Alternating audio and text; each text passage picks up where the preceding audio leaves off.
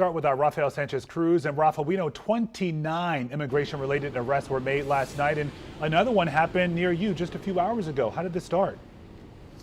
Yeah, that's right, Lorenzo. Leslie, let me give you some context. So I was actually across the street talking to a food vendor who I know for years now, and she was telling me that a lot of the street vendors here in Columbia Heights on 14th Street didn't show up to work today because they're scared because of the increased federal immigration presence here in the district. As I was talking to her, we saw 3 unmarked cars pull up right here behind me, and they arrested a food delivery man.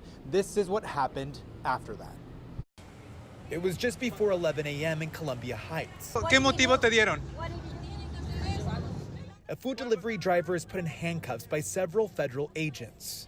I asked the man what reason he was given for his arrest. He responds, "They're taking me away." Neighbors reminding the man that he has the right to remain silent.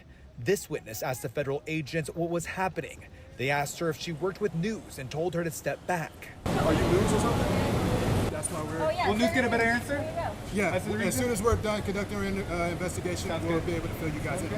But they left without giving us any answer.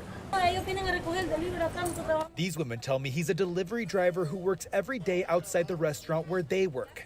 They tell me he's humble and hardworking. This is racial profiling at its finest. Jose Guzman says he believes the DC government is not protecting its immigrant communities when they need to the most. We as citizens of the district need to speak up, and we need to stand up for those who are not protected in the city. The incident prompting the response from immigration advocates. Here today passing out these red cards, which on the one hand remind people of their constitutional rights, and on the other hand provide something that they can share with immigration to assert and remind immigration of their rights. This arrest happening hours after DC Police Chief Pamela Smith issued an order that allows for the partial cooperation between her officers and federal immigration officials.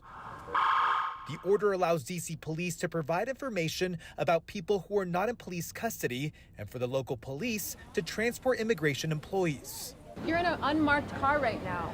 DC neighbors were outraged that officers didn't identify their agency, some even concealing their faces. The federal agent who's of course hiding his face, for whatever reason, and then you see MPD kind of swooping in here and then impounding the motorbikes, and so it does feel like obviously they're working complicitly in this situation. Here are DC police and federal agents conducting a traffic citation minutes earlier.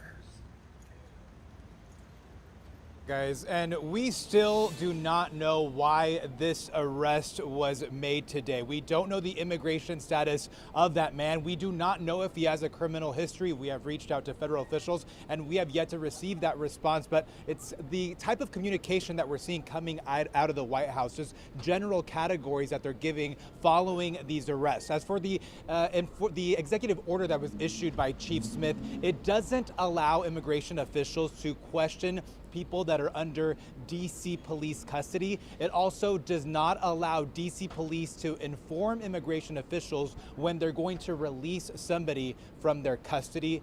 That's the information that we have right now live in Columbia Heights. I'm Rafael Sanchez Cruz, back to you. That's the information we know, but again, there's still